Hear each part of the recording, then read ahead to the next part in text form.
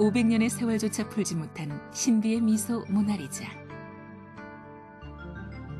마지막 만찬의 극적인 긴장감을 생동감 있게 그려내 불후의 명작으로 손꼽히는 최후의 만찬. 그리고 빛의 음영으로 묘한 신비감을 표현한 암굴의 성모로 잘 알려진 레오나르도 다빈치. 인류 역사상 가장 위대한 화가인 그를 최초의 과학자로 소개하는 책이 있어 눈길을 끌고 있다. 마이클 화이트. 그는 레오나르도 다빈치가 화가이기 이전에 뛰어난 과학자였다고 주장한다. 일생 동안 과학 발명품을 만드는 데 힘썼던 다빈치의 모습을 새로운 관점에서 해석하고 있는 그의 책 최초의 과학자 레오나르도 다빈치를 통해 알려지지 않은 다빈치의 면모를 확인해 본다.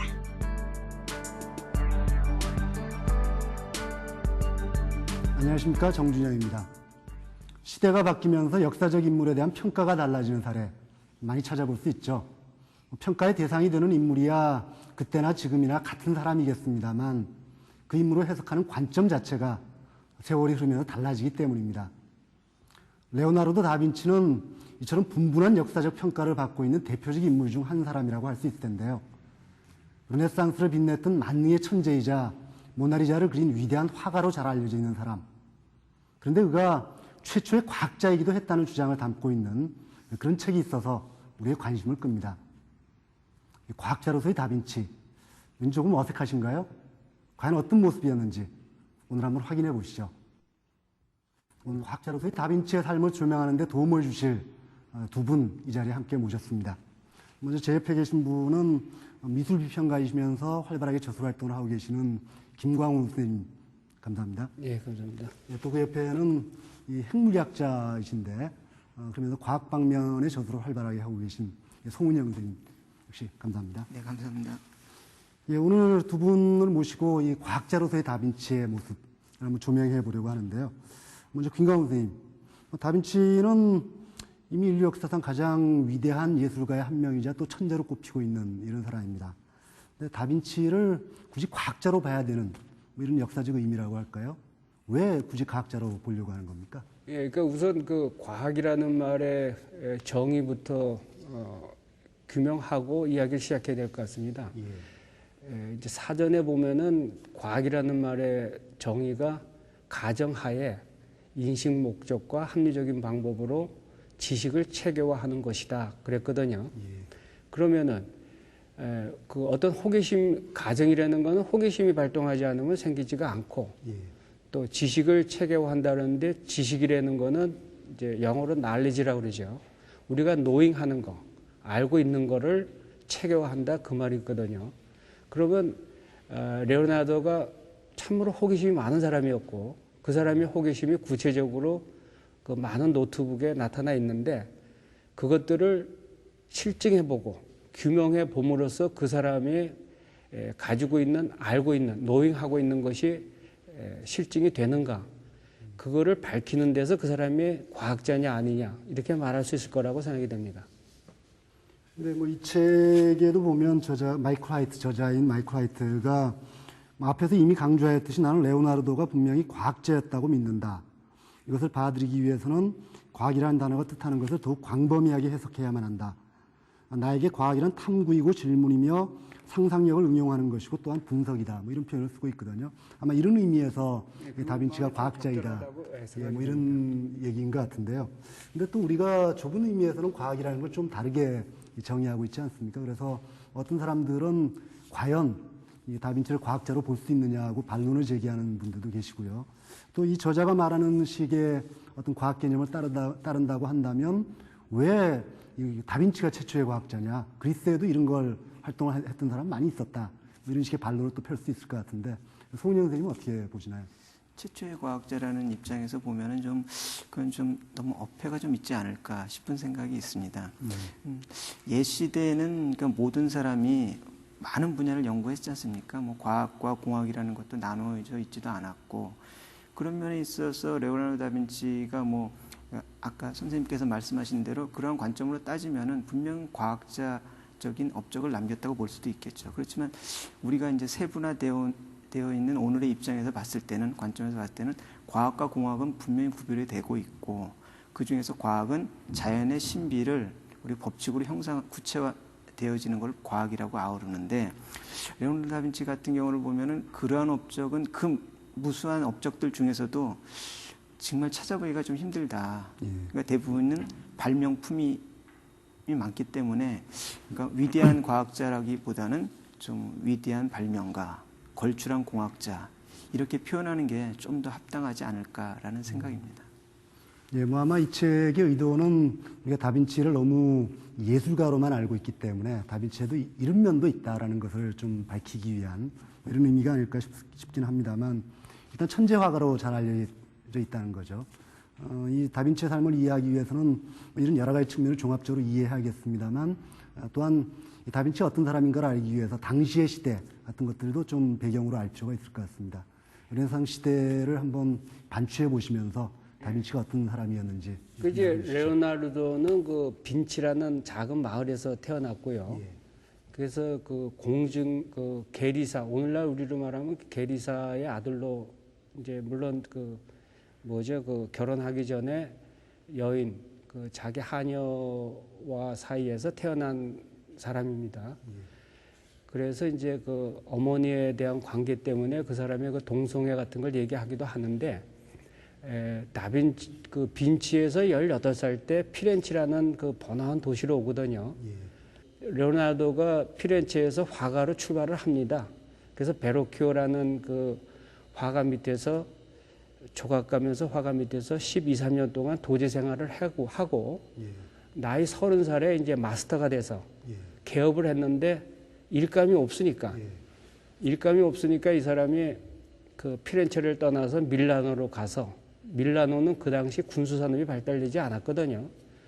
그래서 밀라노에 가서 군수 그 장갑차라든가 박격포 같은 거를 제조를 하면은 큰 돈을 벌겠다 해서 이제 밀라노에서 그 군주 그 루도비코 스포르차라는 사람 밑에서 한 12, 13년을 또 봉사를 합니다.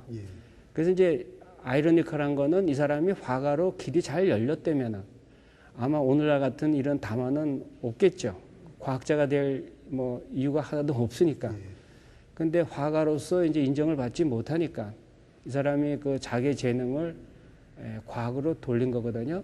그리고 이제 동시대 인물이라면은 미켈란젤로를 꼽을 수 있는데 그 두 사람을 비교함으로써 우리가 두 사람을 다 이해할 수 있는데 레오나르도는 옷을 잘 입고 오늘날 그 고급 스포츠카에 해당하는 값비싼 말을 타고 다니고 자기가 그 스스로 악기를 만들어서 연주하고 그러니까 오늘날로 말하면 이제 파티를 즐기고 좀 재밌게 잘 살아보자 하는 이제 그런 사람이었습니다. 그래서 언행에는 좀 경박함이 있었지만 그 공개된 열린 삶을 살았기 때문에 레오나르도에 대해서는 우리가 많은 걸 알고 있고 또 이 사람은 상류 사회에 어떻게든지 접근해서 풍요롭게 살아보려고 노력을 했고 그러면서 성공을 했고 미켈란젤로는 오히려 그 인기 있던 작가로서 돈도 많이 벌고 이미 상류층 사회에 있었지만은 상류 사회를 버리고 이제 그 기독교관이 작용을 한 건데 항상 그 우울한 생각, 작품도 아주 높은 고상한 생각을 정해놓고 그대로 안 되면 괴로워하고 그 미완성으로 남기고 이런 그 두 동시대 인물을 비교해 봄으로써 역시 레오나르도는 과학적인 사람이다 하고 말할 수 있는 것은 물질의 풍요로움을 충분히 즐겼거든요. 미켈란젤로는 그렇게 돈이 많은데도 검소한 생활을 하고 그래서 레오나르도는 미래지향적인 사람인데 비해서 미켈란젤로는 과거의 사람이다. 이렇게 말할 수가 있겠습니다. 뭐 이 책에 보면 이 메디치 가문과 별로 친하지 못했던 게 다빈치가 서자이기도 했고 또 정규 교육을 제대로 못 받은 것 이런 것이 원인이었다고 서술하고 있는데 이 정규 교육을 못 받았기 때문에 또 열등감도 많았다고 하거든요.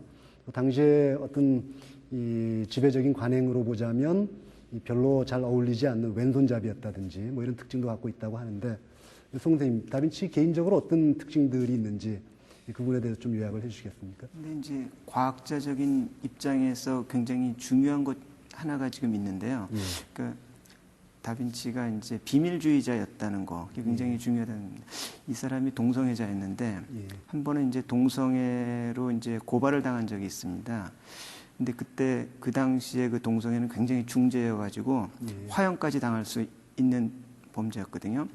근데 천만다행으로 그러니까 증거 불충분으로 방면이 됐습니다. 그러니까 그 당시에 마음고생이 얼마나 심했겠습니까? 그러고 나서 자기가 이제 좀 더 비밀주의를 고착화시켜 나가게 되는데요. 그 한 예가 이제 그 노트에 있는데 이 사람은 자기의 생각이나 행동 모든 것을 꼼꼼하게 다 노트에 기록을 했습니다. 기록을 했는데 이 사람이 왼손잡이여서 노트를 이게 오른쪽에서 왼쪽으로 이렇게 써나갑니다. 써나가는데 이제 이거를 그대로만 봐서는 또 안 되고 이게 이제 거울에 비추어 봤을 때 올바른 글씨가 되게끔 이렇게 암호화 거의 했다시피 했죠. 그러니까 이런 면에 있어서 그러니까 남에게 노트도 안 보여줬을 뿐만 아니라 그것도 믿업지 못해가지고 글자 자체도 암호화했다고 하는 거.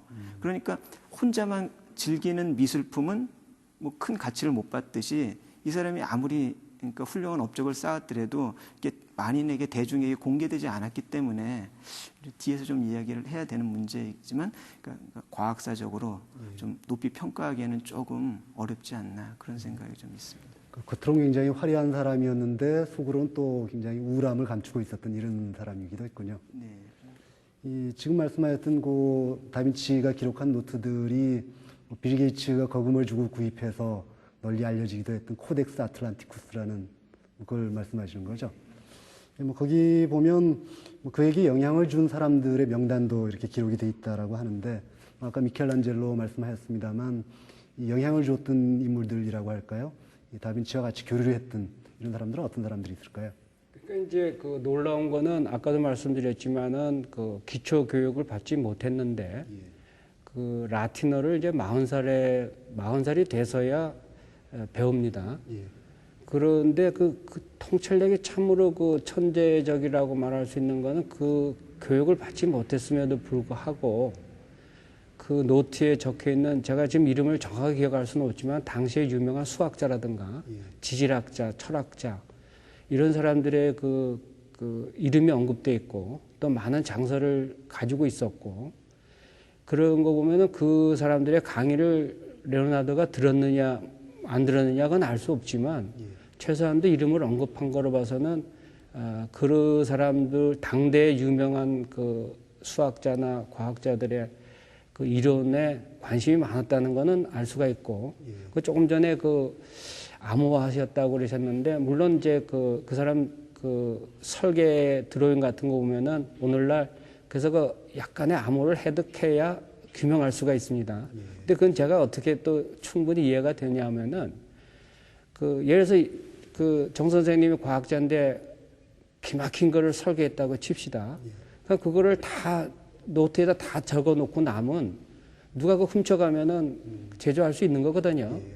그래서 그 규명한 그 서양에서 이해하기는 그것이 바로 그 자기만이 제작할 때 완성할 수 있는 자기 보호의 그 수단으로 암호화한 거다. 이제 이렇게 그러니까 우리가 열린 마음으로 이해하면 이제 그렇게도 이해가 된다는 거죠. 그래서 그걸 해득을 풀어놓고 보니까 오른쪽으로 하려는 걸 일부러 그 왼쪽으로 해보니까는 그 기구가 제대로 작동하더라 하는 그 제가 그 필름도 보고 그런 걸 들었는데 그런 데서 그 자기 보호하려는 그 본능은 우리가 충분히 이해해야 된다. 좀 그렇게 생각을 합니다. 근데 아까 이 말씀하시기를 뭐 화가로서는 처음에 인정을 잘 못 받아가지고 피렌체를 떠날 수밖에 없었던 이런 상황이기도 했는데 공학자 또는 과학자로서는 바로 인정을 받았습니까? 군주에게 그 보내려고 쓴 편지의 그 목록들 보면은 오늘날 우리가 말할 수 있는 장갑차라든가 대포라든가 투석기라든가 또 이동 가능한 다리. 그러니까 예를 들어서 이렇게 교량을 놓고 싸우다가 밀리면은 또 이렇게 접어서 운반한다든가 또 지하 터널을 파는 기술 이런 거 등등을 그러니까 그게 그 아주 방대하고 그야말로 그 무기들을 다 가지면은 오히려 방어만 할 수 있는 게 아니라 공격도 할 수 있겠죠, 이웃 나라를. 그런데 그것이 처음부터 그 군주에게 인정을 받은 게 아니고 그래서 제작을 못했죠. 예. 그 이제 그 당시 그 밀라노 군주가 루도비코 스포르차라는 사람인데 그 레오나르도하고 동갑내기입니다. 예. 근데 그 스포르차가 가장 좋아했던 그 여인의 초상화를 그려짐으로 해서 이제 가까워지고 그 다음에 친구처럼 그 상류사에 들어가서 이제 생활을 하게 되는데 실제로 제작을 하지는 못했어요. 전부 다 드로잉으로 남아 있고 그러니까 규명은 안 됐죠. 그러니까 오늘날 우리가 그걸 규명을 해야지만 과연 이 사람이 공학자인가 과학자인가 하는 것이 풀린다고 제가 소대 말한 게 그래서 그런 겁니다. 예, 뭐 레오나르도 굉장히 많은 설계 같은 걸 남겼습니다만 뭐 제가 어렸을 때 소년 잡지 같은 데 읽었던데 보면 헬리콥터에 대한 설계도를 남겼다 이런 얘기가 있거든요. 특히 이 나는 것에 대해서 굉장히 관심이 많았던 것 같은데요. 다빈치가 이렇게 양리에 관심이 많았던 이런 그 이유는 뭐고 또 이 실제로 다빈치가 설계했던 것의 어떤 수준은 어느 정도였는지 좀 평가를 해 주실까요? 수준까지는 잘 모르겠고요. 그러니까 어차피 레오나르도 다빈치가 서재였기 때문에 엄마 없이 이제 어린 시절을 보냈습니다. 그러니까 아버지는 야망이 큰 공증인이었고, 그래서 이제 도시로 나갔고, 그러니까 할아버지, 할머니, 그 다음에 삼촌과 함께 이제 전원 생활을 즐겼죠. 그러니까 뭐 공부도 배울 수 없고, 그러니까 맨날 자연 친화적인 인간이 될 수밖에 없었죠. 그러다 보니까 이제 늘 보는 것 중에 하나가 하늘도 보고 그러다 보면 새를 동경하게 됐을 것 같습니다. 그러니까 요즘이야 비행기가 있으니까 날고 싶은 욕망에 대해서 뭐 별 그렇게 크진 않겠지만 당시야 날고 싶은 욕망이 얼마나 컸겠습니까? 그러니까 인류의 소망 중에 커다란 욕망 중에 하나가 날고 싶다는 욕망이었을 테니까요. 그러니까 레오나르도 다빈치도 거기서 크게 예외이지는 않았을 테고. 근데 레오나르도 다빈치가 남들보다 좀 더 앞서 나갈 수 있다는 거는 그 새를 그냥 보고 소망만 키우는데 그치지 않고 그거를 좀 더 구체적으로 현실화 해보려고 하는 데 있었다고 생각을 합니다. 그러면서 이제 날개짓 같은 것도 이제 꼼꼼히 관찰했고, 관찰하다 보니까 비행의 가장 키포인트는 날개에 있는 것 같다라고 자기가 생각을 했고, 그러면서 옆구리에 이제 날개를 단 비행기를 이제 한번 구상을 해보게 된 거였고, 여기서 이제 더 기발한 거는 이제 날개를 꼭 옆에만 달아야만 하느냐, 위에 달면 안 될까?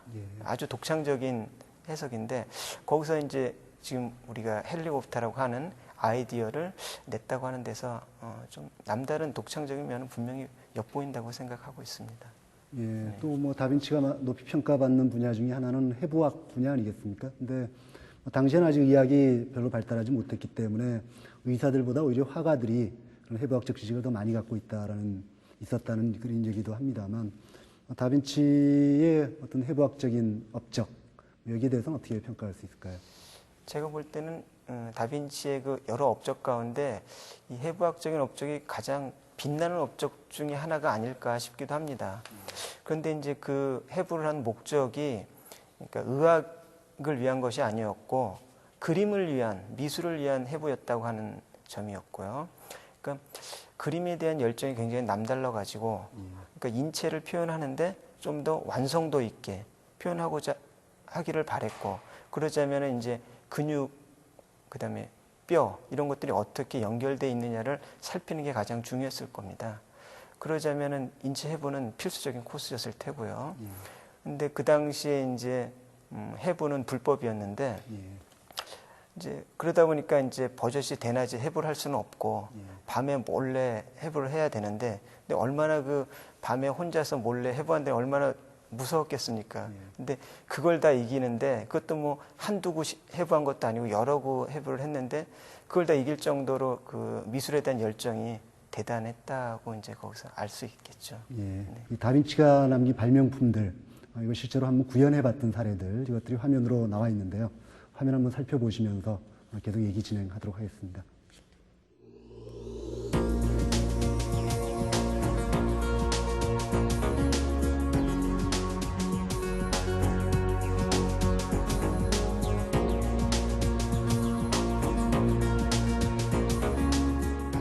우주의 질서와 자연에 유독 관심이 많았던 레오나르도 다빈치는 기하학, 생물학, 화학, 의학과 수학 등 거의 모든 학문적 토대를 기반으로 다양한 발명품들을 고안해냈다. 특히 하늘을 나는 것에 관심이 많았던 그는 수많은 비행기 모형을 스케치로 남겼다. 그중 1483년에서 1486년까지 그가 디자인한 수많은 스케치 중 그의 첫 작품을 실물로 만든 이 모형은 손잡이 기어가 철사를 풀어 중앙축으로 돌아가게 만드는 형식으로 다빈치의 가장 유명한 발명품이자 현대의 헬리콥터 프로펠러의 시초가 되기도 했다. 어릴 때부터 새를 관찰하는 것을 즐겨 했던 다빈치는 날개 자전거를 고안해내기도 했다. 현대 비행기의 꼬리 날개와 비슷한 원리로 발로 페달을 움직여 그 힘으로 날 수 있도록 한 것인데 두 날개의 역할까지도 세밀하게 묘사한 것이 특징이다. 우선 한 부분은 수동 기어를 통해 들어올리는 동작을 하고 다른 한 부분은 밑에서부터 끌어올리는 동작을 하도록 해 자체 동력을 만들어낼 수 있도록 했다. 뿐만 아니라 레오나르도 다빈치는 생활에 필요한 다양한 발명품도 고안해냈다. 이 자동 망치는 레버의 회전 운동으로 망치를 들어올리고 그 무게를 이용해 떨어지는 힘으로 손쉽게 망치질을 할 수 있도록 제작되었으며 두드리는 힘이 균일한 것이 특징이다. 또한 물레방아 수력 장치를 연결해 보다 더 폭넓게 사용할 수 있도록 하고 있다. 이처럼 스스로 움직이는 자동 장치에 대해 많은 소묘를 남긴 다빈치는 연료 없이도 움직이는 자동차를 그려내기도 했다. 그가 개발한 자동으로 움직이는 차는 타협의 원리를 이용해 구분수의 탄성을 저장하고 그 반발력으로 차체를 추진하는 방식. 이처럼 현대 사회에도 적용 가능한 발명품을 고안한 레오나르도 다빈치는 그 밖에도 10만 장이 넘는 막대한 양의 스케치를 6천여 장의 종이에 기록해 남기고 있다.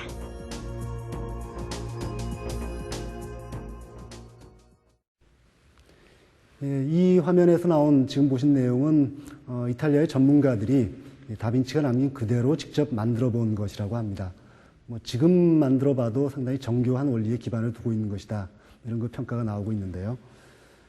이렇게 다빈치가 공학적으로 우수한 업적을 남겼다고 합니다만 유명한 생물학자인 스티븐 제이 굴드라는 사람은 이 레오나르도 다빈치를 개인적으로 존경하지만 이 과학자라고 불리는 데는 찬성할 수 없다. 이런 얘기를 했다고 하거든요. 그러니까 다빈치의 어떤 탐구 동기가 좀 잘못돼 있다. 지금 기준으로 보자면 이런 거 얘기를 했다라고 하는데 다빈치가 남겼던 어떤 업적들의 오류라고 할까요? 또는 한계라고 할까요? 이런 것들은 우리가 어떻게 얘기할 수 있을지 좀 정리를 해주시겠습니까? 오류라거나 한계라거나 오류라고 하기까지는 좀 뭐하고요. 아쉬운 점은 이제 그 드로잉 자체가 구체적으로 형상화되지 못한 게 좀 많다. 그런 데서 좀 아쉬움이 있을 것 같고요. 한계라고 하면 아까도 말씀드렸다시피 이제 그 과학하고는 좀 거리가 있는 공학 쪽에 좀 더 가깝다라고 하는 측면이 이제 과학자로 봤을 때는 조금 아쉬운 감이 있다라고 이제 말씀드릴 수가 있겠습니다. 그러니까 뭐 어차피 그는 천재인데 그를 가지고 뭐 오류다 뭐 이렇게 평가하는 거는 조금 무리가 좀 있는 것 같습니다. 천재는 천재이지만 분명히 이제 좀 아쉬운 감이 많이 있는 천재다. 인류 문명에 좀 기여한 그만큼의 천재면 인류 문명이 분명한 기여를 해야 되는데 그런 기여도가 그 천재라는 이름에 걸맞지 않게 좀 적다라는 게 좀 아쉬운 것뿐이죠. 뭐 아까 다빈치가 유기체론적인 세계관을 가지고 있었다는 말씀을 해주셨습니다만 요즘 과학에서는 꼭 유기체론적인 사고를 단지 다 받아들이는 건 아니죠. 그런 의미에서의 어떤 한계 같은 것들은 없겠습니까? 글쎄요, 그 한계라는 게 이제 예를 들면 말이죠. 그 아무리 그 훌륭한 그 과학적 업적도 첫 번째 드로잉하고 첫 번째 스케치한 걸로 이루어지지는 않습니다. 책도 마찬가지로 그 처음에 원고를 쓰고 그 다음에 그것을 여러 번에 걸쳐서 교정을 보고 그 손질을 한 다음에 이제 마지막으로 이제 마무리가 되지 않습니까? 그와 마찬가지로 지금 우리가 언급하고 있는 건 전부 다 그 레오나르도 다빈치가 그 수많은 드로잉 만에 또 그 사라졌는데 지금 남아 있는 그 드로잉을 가지고 이제 그 사람이 그걸 얘기하고 있는 건데 그 사람에게 충분한 그 기회를 줘서 그걸 제작을 할 수 있는 재정적 지원이라든가 오늘날로 말하면 뭐 문해진흥 예금이라도 줘서 그걸 시켰다면은 그걸 또 약간 수정 보완할 수도 있었을 거예요. 그 사람이.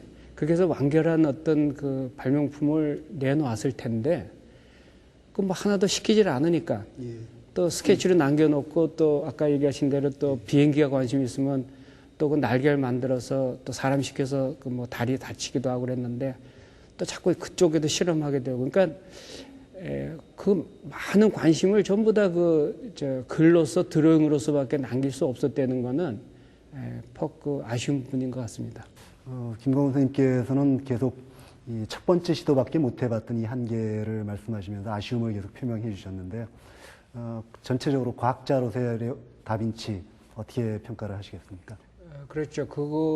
이제 거기에 덧붙여서 말씀을 드리면은 그 사람의 그 실용주의를 우리가 꼽을 수 있는데 그럼 왜 그렇게 하려고 했느냐 하는 그 저번에 깔린 그 사상이 중요하겠죠. 그거는 분명히 실용주의였거든요. 그래서 인류가 좀 더 인류의 안녕을 위해서, 번영을 위해서 아까도 말씀드린 도시 설계라든가 기타 그 사람이 운하를 만들고 물길을 또 따라서 그 개천 또 화장실도 예를 들면 화장실에 그 천장에 구멍을 많이 뚫어서 냄새를 빠지게 한다든가 이런 일련의 그 사람이 구사한 것들은 보면은 실용주의의 바탕을 둔 인간의 삶을 유익하게 하고 좀 더 나은 삶을 나아가는 쪽으로 그 일련의 그런 것들을 구상했기 때문에 아까 헬리콥터 비행기 다 포함해서 그래서 그런 그 정신 오늘날 우리가 그 과학이 암만 발달해도 무슨 핵무기 제조나 하고 미사일만 만들어서 지구를 파괴하고 인류를 살상하는 그런 과학이라면 그 무슨 소용이 있겠습니까? 그래서 그 과학의 정신이 실용주의의 바탕이 되어야 된다는 것을 레오나르도가 보여줬다는 것도 우리가 큰 업적으로 생각을 해야 되지 않나 그렇게 생각합니다. 그러니까 실제 어떤 업적, 구체적인 내용으로서의 업적이 아니라 관점 자체는 우리가 중요한 업적으로 받아들일 수 있다는 것이겠군요. 그렇죠. 다빈치 같은 이 복잡한 사람을 짧은 시간에 다 살펴보기는 힘들 것 같습니다. 그럼에도 불구하고 지금까지 우리가 알고 있었던 예술가로서만이 아니라 과학자로서의 다빈치의 모습 오늘 같이 살펴볼 수 있었는데요. 두 분 도움 말씀 감사합니다. 감사합니다. 지금까지 과학자 다빈치의 모습에 대해 살펴보았는데요. 저 개인적으로는 오히려 다빈치의 풍부한 면모를 확인할 수 있었던 시간이 아니었나 싶습니다. 모든 것을 훑어 보지 않고 자연의 섭리 속에서 파악하려 했던 다빈치의 태도, 그리고 원리를 깨우칠 때까지 열과 성을 다했던 다빈치의 열정까지 다빈치의 모든 면모를 만날 수 있는 책, 최초의 과학자 레오나르도 다빈치의 일독을 권해드리면서 오늘 시간 마치겠습니다. 안녕히 계십시오.